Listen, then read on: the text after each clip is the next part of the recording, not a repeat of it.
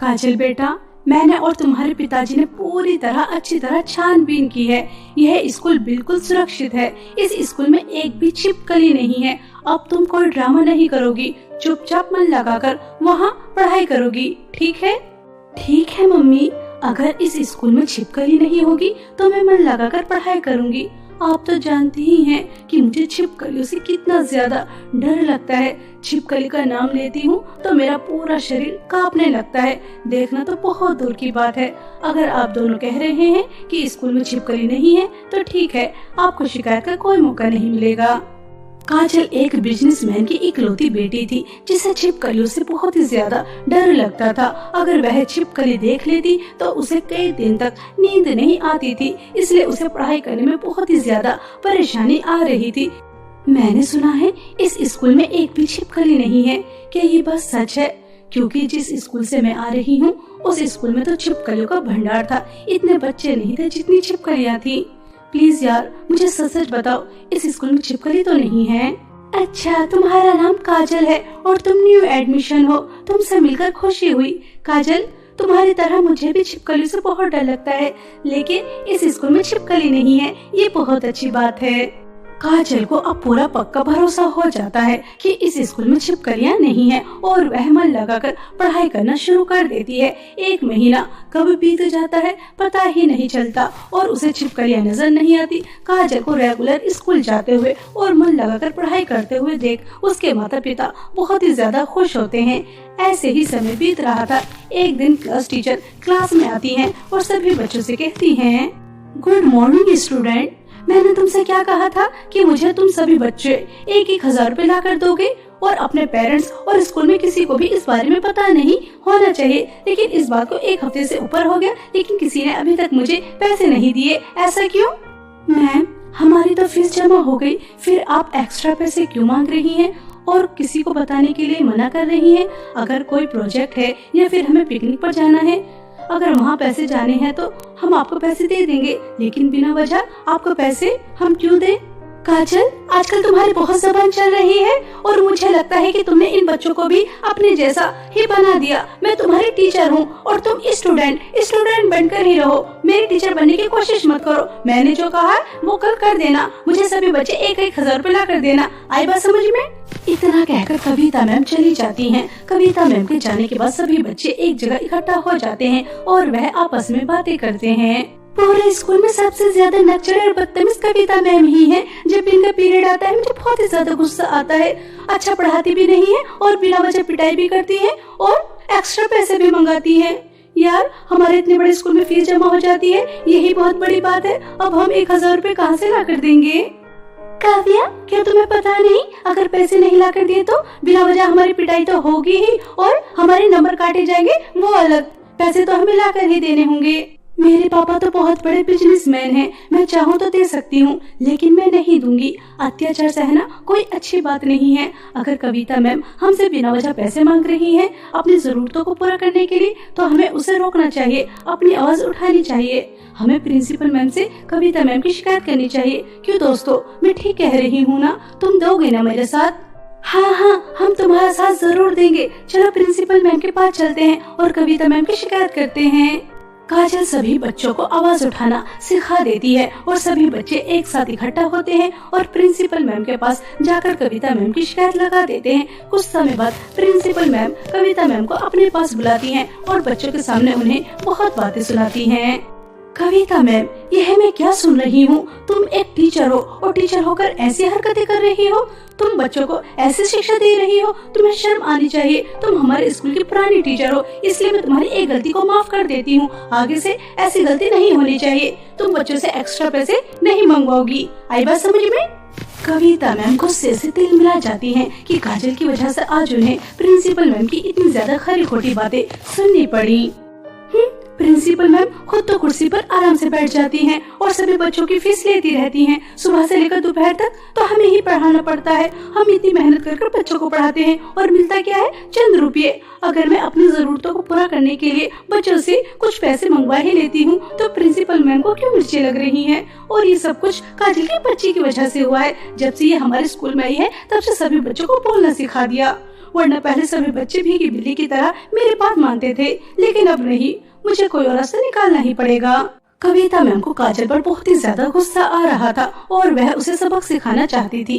ऐसे ही समय बीत रहा था। एक दिन कविता मैम को पता चलता है कि काजल को छिपकलियों से बहुत ही ज्यादा डर लगता है। और बस क्या था, कविता मैम को एक मौके की तलाश थी और वह मौका उन्हें मिल जाता है। एक दिन वह अपने साथ नकली छिपकली लेकर आती है और वॉशरूम के बाहर फेंक देती है। जैसे ही काजल वॉशरूम से बाहर निकलती है और वह नकली छिपकली को देखती है तो वह डर जाती है और जोर जोर से चिल्लाती है, छिपकली, छिपकली, इस स्कूल में छिपकली है, कोई है, मुझे बचाओ, छिपकली, अरे कोई है, मुझे बचाओ छिपकली से। ऐसा कहकर काजल शोर मचाना शुरू कर देती है। स्कूल के सभी टीचर्स, प्रिंसिपल मैम, कविता मैम और सभी बच्चे इकट्ठा हो जाते हैं और प्रिंसिपल मैम छिपकली को उठाकर काजल से कहती हैं, काजल बेटा शांत हो जाओ, कुछ भी नहीं है। अरे देखो, नकली छिपकली थी और तुम तो नकली छिपकली से डर गई। देखो कुछ भी नहीं होता, मैंने कैसे हाथ में पकड़ रखा है, चलो शांत हो जाओ। थैंक गॉड, नकली छिपकली है, मुझे लगा असली है, मेरी तो जान ही निकल गई थी। Sorry principal ma'am, sorry teachers, मेरी वजह से आप लोगों को इतनी परेशानी हुई। काजल को जब पता चलता है कि नकली छिपकली है तो उसकी सांस में सांस आती है और वह सभी टीचर्स को सॉरी बोलकर क्लास में आ जाती है। और कविता मैम को पता चल चुका था कि काजल को छिपकलियों से कितना ज्यादा डर लगता है और नकली छिपकली से बात नहीं बनने वाली। और छुट्टी हो जाने के बाद वह घर जा रही थी कि तभी उन्हें रास्ते में एक तांत्रिक बुढ़िया मिलती है जिससे कविता मैम टकरा जाती है। तभी वह तांत्रिक बुढ़िया कहती है, मुझे जैसे ही तूने छुआ मुझे पता चल गया कि तेरे अंदर क्या चल रहा है। मैं एक तांत्रिक बुढ़िया हूँ और मैं जानती हूँ कि तुझे पैसों की कितनी ज्यादा जरूरत है और तू पैसे कमाने के लिए कुछ भी कर सकती है और मुझे प्यारे प्यारे मासूम बच्चों की जरूरत है, खासकर कन्याओं की। अगर तू मुझे 10 कन्या ला कर देगी तो मैं तुझे सोने में तोल दूंगी। हा हा हा। और हाँ, मुझे पता है तू एक टीचर है और तेरे लिए यह काम करना बहुत आसान है। अगर मैं एक टीचर हूँ तो आपको क्या लगता है कि मैं बच्चों को स्कूल से आसानी से निकाल सकती हूँ? बिल्कुल भी नहीं। आजकल तो गली से भी बच्चों को नहीं उठाया जा सकता क्योंकि आजकल के पेरेंट्स बहुत ही ज्यादा होशियार हो रहे हैं। और ये बात सच है कि मुझे पैसों की बहुत ज्यादा जरूरत है और मैं पैसों के लिए कुछ भी कर सकती हूँ। मुझे पता था, तभी तो मैंने तुम्हें चुना है। यह लो, यह एक ऐसा जहर है जिसे पीने से तुम्हें कुछ नहीं होगा, लेकिन स्कूल में जाने के बाद तुम एक छिपकली बन जाओगी और तुम जिस भी कन्या को 5 मिनट तक देखोगी और उसके बाद उसे डस लोगी तो वह तुरंत मेरे पास इस जहर के जरिए आ जाएगी। आज तक कभी किसी ने न सुना न देखा, एक स्कूल टीचर बनेगी जहरीली छिपकली। चलो, मैंने मान लिया कि यह जहर पीने से मैं छिपकली बन जाऊंगी, लेकिन फिर मैं अपने असली रूप में कैसे आऊंगी? ज्यादा कुछ नहीं, अपनी आंखें बंद कर 3 बार यह मंत्र दोहराना। कविता मैम उस तांत्रिक बुढ़िया की बात अच्छी तरह से समझ जाती हैं और वह बहुत ही ज्यादा खुश होती हैं। और अगले दिन जब कविता मैम स्कूल आती है तो वह बहुत खुश थी क्योंकि उन्हें बहुत सारा पैसा मिलने वाला था। और जो भी लड़की कविता मैम को अकेली खड़ी मिलती वह उसके सामने जाती और छिपकली का रूप लेती और 5 मिनट तक उसे घूर घूर कर देखती रहती, जिस वजह से वह लड़की वहाँ से गायब हो जाती। इसी तरह उन्होंने 3 लड़कियों के साथ ऐसा कर लिया था। स्कूल से 9 लड़कियाँ गायब हो चुकी थी, जिसकी चर्चा पूरे स्कूल में होने लगती है और सभी पेरेंट्स आकर शोर मचाना शुरू कर देते हैं। देखिए प्रिंसिपल मैम, अगर हमारे बच्चे नहीं मिले तो आपका स्कूल नहीं बचेगा। हम ईंट से ईंट बजा देंगे। हमारे बच्चे आपके ही स्कूल में पढ़ने आते थे तो फिर वह अचानक कहाँ गायब हो गए? वह आपकी जिम्मेदारी थे, आपसे हमारे बच्चों का ख्याल नहीं रखा गया। देखिए, आप सब शांत हो जाइए। इस बात से मैं भी बहुत ज्यादा चिंतित हूँ कि अचानक 9 लड़कियाँ कहाँ गायब हो गई। आप धैर्य रखिए, इस तरह से स्कूल का वातावरण खराब मत कीजिए। हम पता लगा लेंगे आखिर लड़कियाँ कहाँ गायब हैं। कभी किसी को नहीं पता चलेगा कि इस स्कूल में एक छिपकली टीचर भी है जो लड़कियों को गायब कर रही है। बस एक लड़की और वो गायब कर दूं, बस फिर उसके बाद मेरा काम हो जाएगा और प्रिंसिपल मैम क्या दूसरे जहाँ से भी कोई क्यों ना आ जाए, कोई पता नहीं लगा पाएगा कि वह लड़कियाँ कहाँ गायब है। ऐसा सोचकर कविता मैम बहुत ही ज्यादा खुश हो रही थी और वह बस एक लड़की की तलाश में थी, लेकिन सभी बच्चे एक साथ इकट्ठा थे जिस वजह से उन्हें एक लड़की नहीं मिल पा रही थी। और प्रिंसिपल मैम ने जांच एजेंसी को बुला रखा था। सबकी पूछताछ हो रही थी, लेकिन कोई पता नहीं चल पा रहा था कि लड़कियां कहाँ गायब हैं। ऐसे ही एक दिन कविता मैम को काजल वॉशरूम से बाहर अकेले आते हुए नजर आती है। मेरा शिकार आ रहा है काजल, वैसे भी इससे मुझे अपना पुराना हिसाब किताब चुकता करना है। ऐसा सोचकर कविता मैम काजल के पास जाती हैं और छिपकली बनने लगती हैं। काजल कविता मैम को छिपकली बनता हुआ देखकर डर जाती है और वह डरते डरते कहती है, कविता मैम आप छिपकली, आप कोई बहरूपिया है? मैं आपकी सच्चाई सबको बता दूंगी, मैं आपको नहीं छोड़ूंगी। कविता मैम पूरी तरह से छिपकली नहीं बन पाती और काजल उससे पहले ही बेहोश हो जाती है, जिस वजह से कविता मैम उसकी आंखों में नहीं देख पाती और वह 10वीं लड़की को तांत्रिक बुढ़िया के पास नहीं भेज पाती, उसे अपने वश में नहीं कर पाती। और काजल को अभी तक होश नहीं आ रहा था।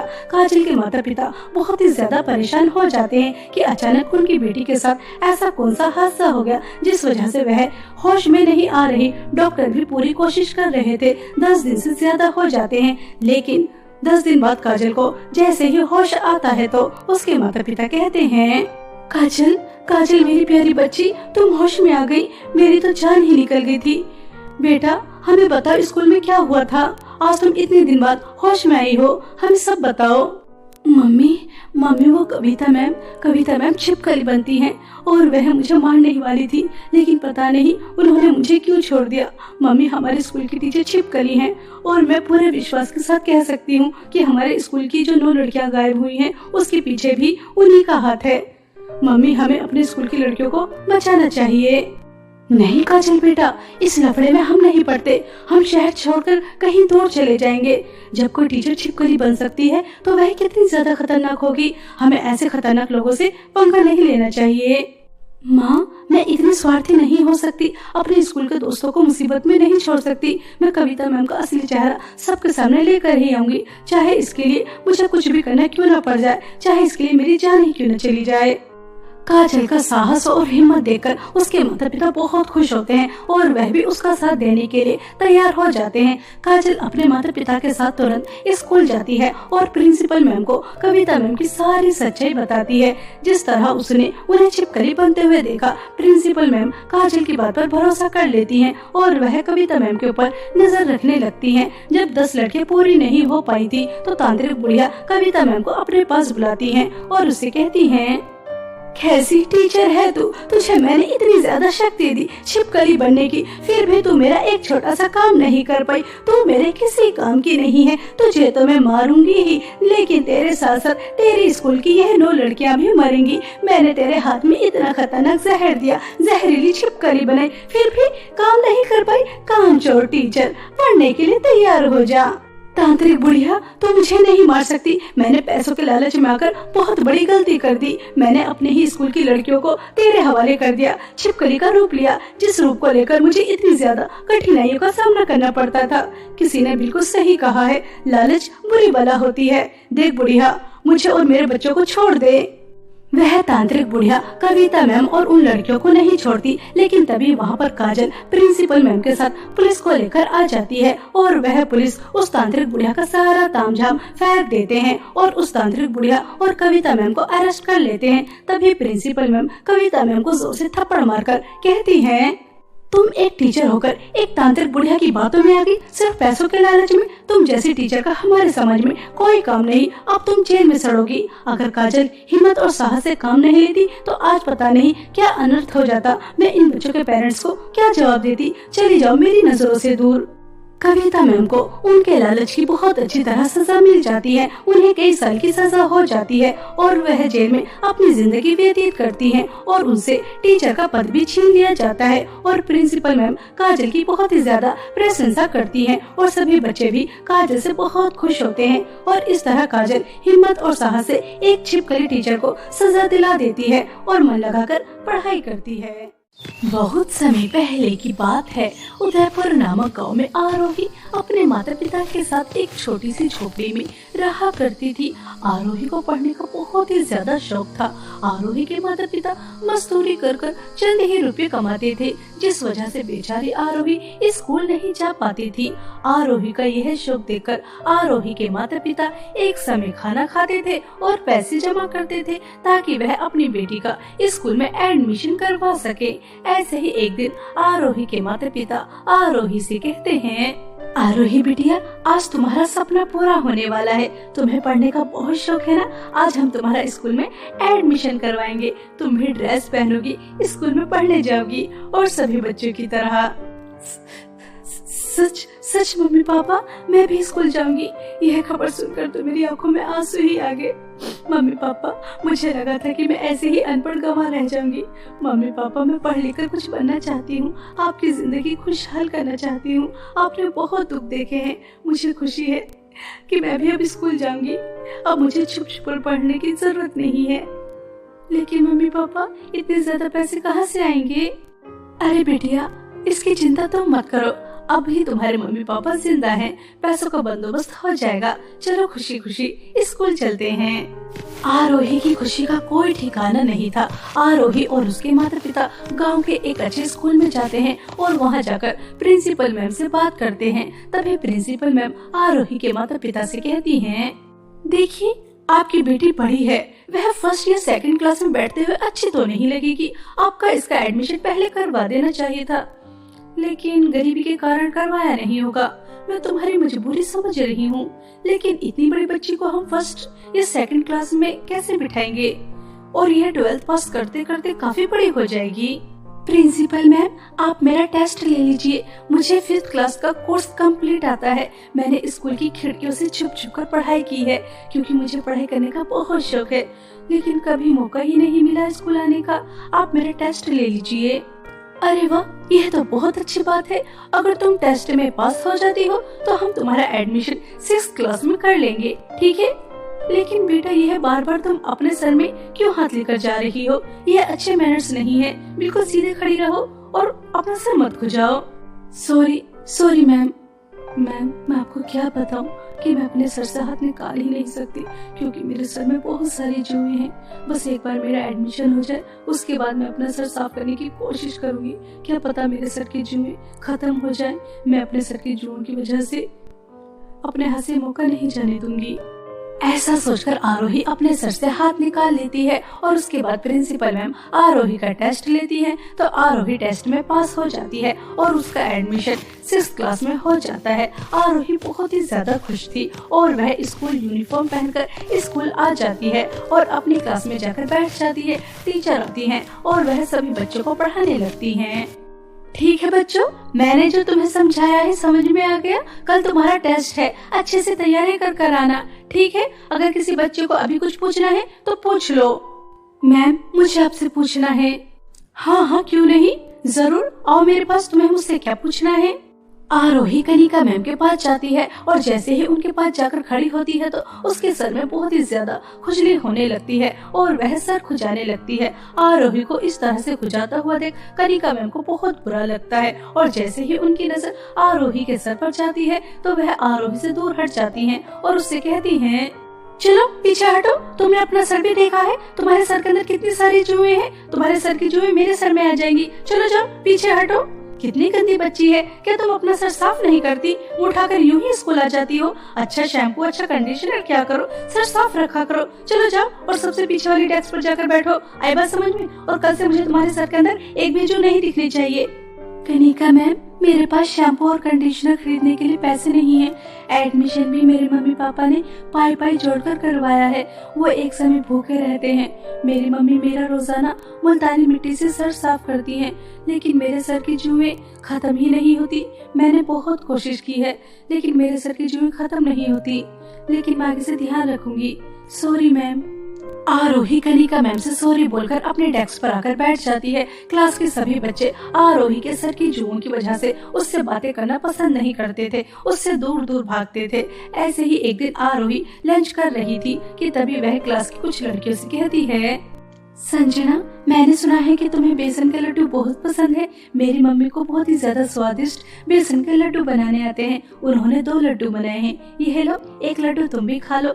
मिल बांट कर खाने से प्यार बढ़ता है। ये लो, खा लो। इस बेसन के लड्डू के अंदर कितनी सारी जुएं होंगी। तुझे क्या लगता है तेरे सर के जुएं वाला लड्डू हम खाएंगे? बिल्कुल भी नहीं। ऐसे लड्डू तो हम डस्टबिन में फेंक देते हैं। तेरे लड्डू तुझे ही मुबारक। और हमसे बात करने की कोशिश मत कर। हम जुए वाली स्टूडेंट से बात नहीं करते। क्यों दोस्तों, मैंने सही कहा ना? चल पीछे हट। हमें तुझसे कोई दोस्ती वोस्ती नहीं रखनी। इतनी गंदी लड़की जिसके सर में इतनी सारी जुएं रहती है, हम तुझसे बात भी करना नहीं चाहते। तेरा लड्डू खाना तो बहुत दूर की बात है। आरोही क्लास के सभी स्टूडेंट से बात करने की कोशिश करती थी ताकि वह उनसे दोस्ती कर सके, लेकिन क्लास का कोई भी बच्चा आरोही को अपने पास बिठाना तो बहुत दूर की बात, उससे बात करना भी पसंद नहीं करता था। सिर्फ उसके सर की जुओं की वजह से उसके ऊपर बहुत हंसते थे और कनिका मैम भी अपने पीरियड में उसे अपनी क्लास से बाहर निकाल दिया करती थी। ऐसे ही एक दिन आरोही कनिका मैम से कहती है, कनिका मैम, परीक्षा आने वाली है और आप मुझे अपना पीरियड नहीं लेने देती। अगर मैं आपका पीरियड नहीं लूंगी तो मैं परीक्षा में फेल हो जाऊंगी। मुझे अपने पीरियड लेने की अनुमति दे दीजिए। पहली बात तो यह है कि तुम्हारी हिम्मत कैसे हुई मेरे सामने आकर बात करने की? मैंने तुमसे कितनी बार कहा है कि मुझे 10 फीट दूर रहा करो। मैंने तुमसे पहले ही कह दिया था अपना सर साफ करो। सर के अंदर एक भी जू नहीं होने चाहिए, तभी तुम मेरी क्लास ले सकती हो, उससे पहले नहीं। जाओ बाहर जाकर खड़ी हो जाओ। सर के अंदर इतनी सारी जुएं हैं। कनिका मैम, मैं गरीब हूँ, मैंने आपको बताया तो है। उसके बावजूद भी मैंने पैसे जोड़कर शैम्पू और कंडीशनर खरीदा, लेकिन उससे भी मेरी जुएं खत्म नहीं हो रही। कनिका मैम, मैं रोजाना अपना सर साफ करती हूँ, लेकिन मैं क्या करूँ, मेरी जुएं खत्म नहीं हो रही। कृपया करके मेरे ऊपर रहम कीजिए, मुझे अपना पीरियड लेने दीजिए। मुझे इस तरह से बाहर मत खड़ा कीजिए, मेरे भविष्य का सवाल है। मुझे तुम्हारी एक बात नहीं सुनी। तुम्हारे सर में बहुत सारी जुएं हैं और मैं रिस्क नहीं ले सकती। अगर मेरे सर में जुएं हो गई तो मैं तो पागल ही हो जाऊंगी। मैं जुएं वाले स्टूडेंट से बात भी करना पसंद नहीं करती। जाओ पहले सर साफ करो, उसके बाद मुझसे बात करना। ऐसा कहकर कनिका मैम आरोही को क्लास से बाहर निकाल देती है। बेचारी आरोही रोते हुए क्लास से बाहर चली जाती है और कनिका मैम के जाने के बाद अपने डेस्क पर आकर बैठ जाती है और रोने लगती है। तभी क्लास की एक लड़की संजना से कहती है, अरे यार संजना, रात को मुझे नींद नहीं आ रही, सर में खुजली होती रहती है, पता नहीं क्यों। मैं तो रोजाना नहाती हूँ, अच्छा शैम्पू और अच्छा कंडीशनर भी करती हूँ, फिर भी सर में इतनी ज्यादा खुजली, समझ में नहीं आ रहा ऐसा क्यों हो रहा है। अरे अरे संजना यार, तेरे सर में एक जू मैंने भी चलते हुए देखी है। यह तुम क्या कह रही हो? मेरे सर में जुएं? अब समझ में आया कि मेरे सर में खुजली क्यों होती है। यह सब कुछ उस गंदी गरीब लड़की की वजह से हो रहा है, क्योंकि इसके सर में बहुत ही ज्यादा जुएं हैं। हमें ऐसे स्टूडेंट को अपने स्कूल में नहीं रखना चाहिए। इसे अभी के अभी स्कूल से बाहर निकलवा देना चाहिए। अगर ये हमारी क्लास में रहेगी तो सभी बच्चों के सर में जुएं हो जाएंगी और सभी बच्चे जुओं के मारे पागल हो जाएंगे। इससे पहले सबके सर में जुएं हो, हमें इस जुए वाली स्टूडेंट को अपने स्कूल से निकलवा देना चाहिए। क्यों दोस्तों, मैंने सही कहा ना? हाँ हाँ संजना, तुमने बिल्कुल सही कहा। कनिका मैम तो अपने पीरियड में इसे बाहर निकाल देती है, लेकिन सारे समय तो ये हमारे पास ही बैठी रहती है। इसकी वजह से हमारे सर में भी जुएं हो रही है। इस गंदी लड़की को हमें अपने स्कूल से निकलवा देना चाहिए। चलो चलो प्रिंसिपल मैम के पास चलते हैं। इस तरह से सभी बच्चे प्रिंसिपल मैम के रूम के बाहर जाकर शोर मचाना शुरू कर देते हैं। प्रिंसिपल मैम कुछ समय बाद अपने रूम से बाहर निकल कर आती हैं और वह सभी बच्चों से कहती हैं, अरे क्या हुआ, तुम इस तरह से शोर क्यों मचा रहे हो? यह स्कूल है, कोई मछली बाजार नहीं। चलो अपनी समस्या बताओ, क्या हुआ है जो तुम इतना शोर मचा रहे हो? प्रिंसिपल मैम, होना क्या है, हमारे स्कूल में एक जुए वाली स्टूडेंट है जिसने सबका जीना मुश्किल कर रखा है। उसकी वजह से हम सबके सर में जुएं होती जा रही हैं। हम चाहते हैं कि आप उसे स्कूल से बाहर निकाल दीजिए। जुए वाली स्टूडेंट हमारे स्कूल में नहीं होनी चाहिए। कनिका मैम भी उससे बहुत परेशान है। आरोही को आप अभी के अभी बाहर निकालिए। बच्चों, यह तुम क्या कह रहे हो?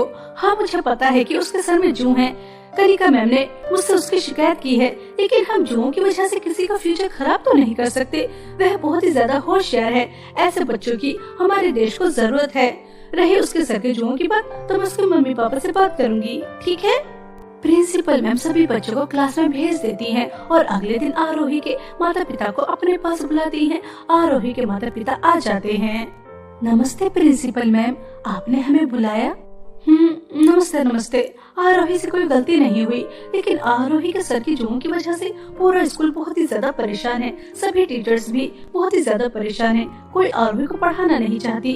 देखो, तुम्हें अपनी बेटी का सर साफ रखना चाहिए। गंदगी की वजह से भी जुएं हो जाती हैं। वह एक अच्छी स्टूडेंट है।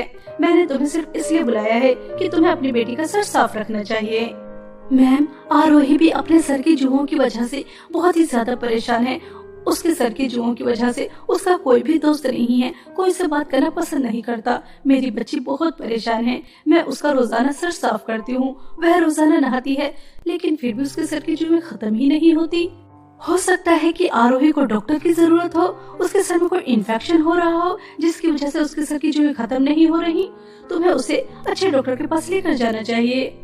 मैम, एक समय भूखे रहकर तो हम अपनी बिटिया की फीस जमा करते हैं, और हम मजदूर अपनी बिटिया को कहाँ डॉक्टर के पास ले जाएंगे।